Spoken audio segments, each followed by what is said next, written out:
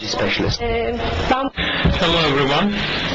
I'm going to talk about the issue from the standpoint of an obstetrician and gynecologist.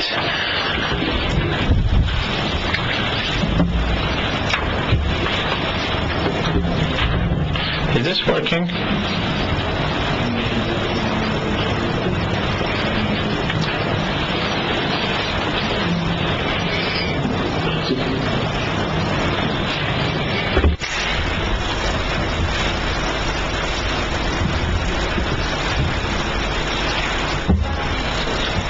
Çalışmıyor. Evet.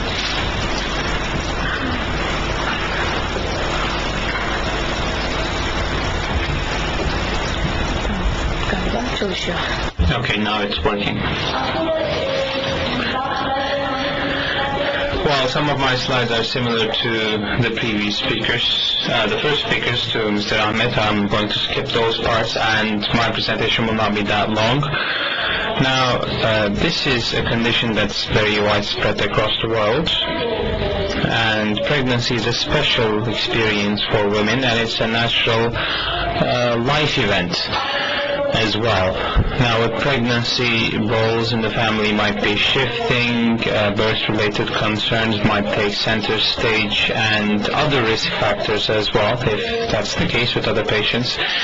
These can turn into depression in pregnancy. It has an impact on the pregnant woman, the fetus, the newborn, the family, so it needs early diagnosis and treatment. Let's have a look at the prevalence rates, very briefly though. Lifelong prevalence of depression in women has been shown to be 10 to 25% according to different studies, and these are especially reproductive age women, 18 to 45 years of age. Therefore, depression during pregnancy is very important for us, and the rates are between 14 to 20% depending on the trimester we look at. In the postpartum period, as I was saying, the roles in the family might be shifting, new responsibilities might be added on the shoulders of individuals, and low social support can lead to postpartum depression, especially the first 3 months of the first year also is a period in which depression symptoms would be high. Depression prior to the pregnancy would also increase depression in the postpartum period. So what do we do in terms of antenatal care? What is the objective for us? At the end of the pregnancy, we want a healthy mother and a healthy child, of course. And for this reason, we have certain parameters in antenatal care. We have lab work going on. We have ultrasound and evaluate and assess the baby, genetic tests, biochemistry tests, and we're actually having a clinical approach to assessing the pregnant woman. This is a queue of people waiting in line outside the gynecology and obstetrics clinic. Unfortunately, we are very short on time, and due to improper working conditions, maybe we're doing a good job of physically assessing pregnant women, but we're not probably doing enough in terms of assessing their psychiatric situation. Now, I actually got really interested in the subject once I was assigned this topic, and I wanted to do a screening of 266 pregnant women using the Edinburgh depression scale, and 55 people scored 12 or more, 20%, so it's similar to the literature, and as a result, most of the women in question were actually under the risk of pregnancy depression. Therefore, the awareness of obstetricians and gynecologists needs to be increased, and the working environments can be changed. The awareness of the health authority will have to be, of course, also increased. Now, pregnancy and depression, we can have a flare-up of previously existing depression. It can start during pregnancy, or it can surface during the postpartum period. I'm not going to go into details of the symptoms, but some physiological symptoms during pregnancy can be similar to the depression symptoms, so the diagnosis can be somewhat difficult. Let's bear this in mind. In postpartum depression, there are sorrow of being a mother, postpartum depression, postpartum psychosis. According to the severity and the duration, we can go ahead and make these classifications. As Mr. Ahmed was saying, antenatal depression is an important risk factor for postpartum depression. Now, for pregnancy depression, there are lots of risk factors. I will not list these, but psychological and social factors are actually important. Now, there are also some nutrition-related points. Some vitamin deficiencies, trace element deficiencies might also be factors leading to depression, according to some studies. And nutrition education is very important, in my opinion, in pregnant women. This slide is also very important for me.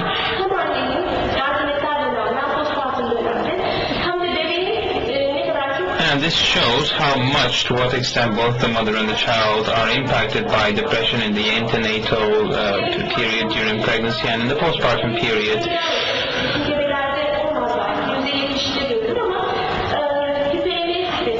We can have hyperemesis in some patients, and sometimes the link between this situation and depression has been demonstrated. Patients who are not treated, who go untreated, might have increased maternal mortality and morbidity, including suicide rates and suicide cases. In babies, not just the acute phase, but also in the longer phase, there are some effects of depression during pregnancy. So it has so many effects on the baby, on the mother, on the family, and we need to have maybe a preventive approach to the condition. Start by determining risk patients. We can have screening tests that can be implemented. There are examples of this in the literature. Of course, you'd be much more better suited than I am to know about these things. Edinburgh postpartum depression scale can be used and has been used in some studies. Treatment modalities have already been covered. Amongst these modalities, we have medical therapy or pharmacotherapy. Now, pregnancy can be planned and wanted, and the person might be using medication prior to that. Should it be stopped, or they can have an unplanned pregnancy while using medication? Should we terminate the pregnancy? Should it continue? Or during the pregnancy there can be depression case, the symptoms can flare up. So how should we treat this kind of a patient? We do come into contact with these kinds of patients a lot. Maybe not a lot, but we encounter these patients nonetheless, and I'm sure it also applies to you.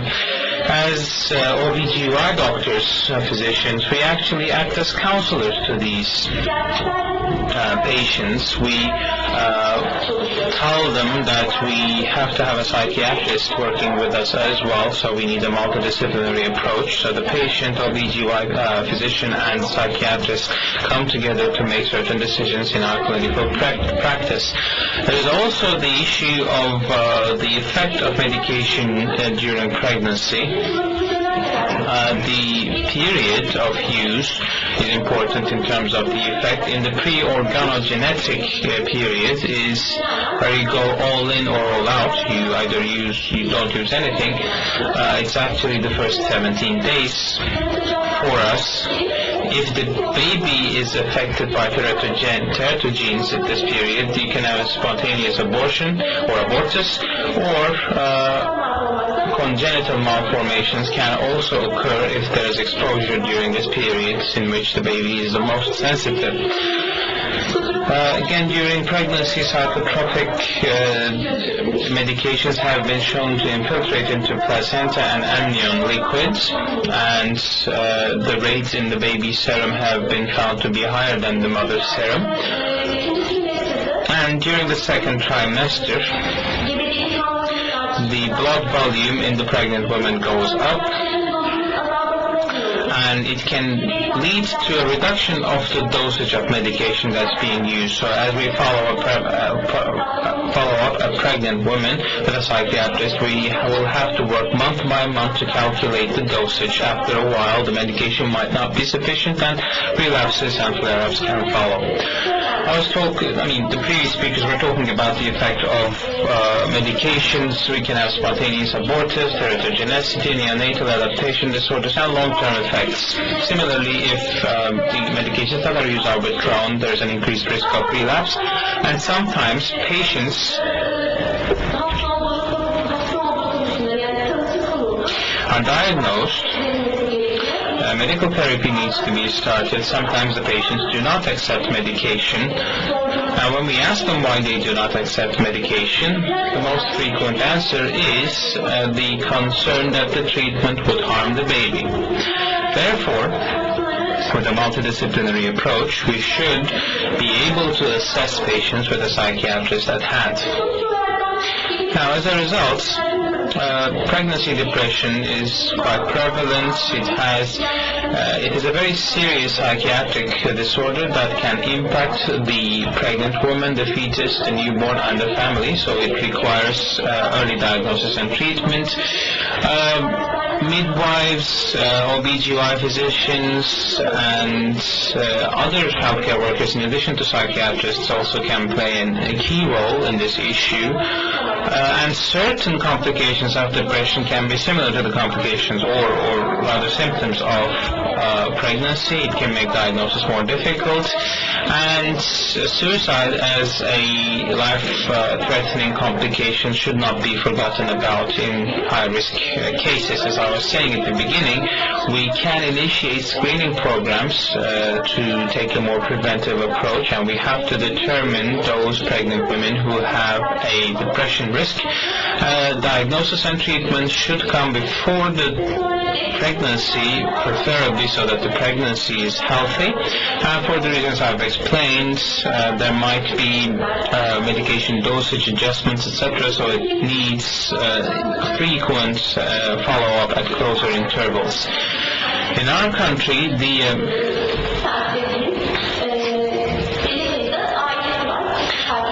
Ministry of Health assigns a certain number of pregnant women in any given district to the OB/GYN physicians and healthcare workers working in that field, and there are monthly visits to pregnant women, and I think we should put more into these visits as far as substance goes, so that midwives, for instance, who see pregnant women at the closest point, as it were, so that they are able to refer risky patients to obstetricians, gynecologists, and or psychiatrists. If we are able to deliver this kind of a service, I think we'll be doing a better job, a higher quality job. And since midwives also get into the family environment, they can also bolster social support by talking to the mother-in-law and other relatives who might be around. There are also certain courses for getting prepared for birth. These are very widespread nowadays. We're trying to lower C-section rates. And these courses have also been demonstrated, according to certain small studies, to reduce depression rates. And these kinds of courses, if they become widespread again, they can be helpful and useful to educate pregnant women. It's not only about birth, postpartum period, and childcare, but also care for the mother, depression, family planning. All sorts of issues can sometimes be covered within the scope of these courses, so these courses should become more widespread, in my opinion. There are also pregnant women who are unable to participate in these courses, and when they come to our clinics, we can set up units for counseling purposes for these pregnant women, and the educational training in question can thus also be delivered. We are actually doing something along those lines. I hope that the results will be good. And this is our pregnant women training class.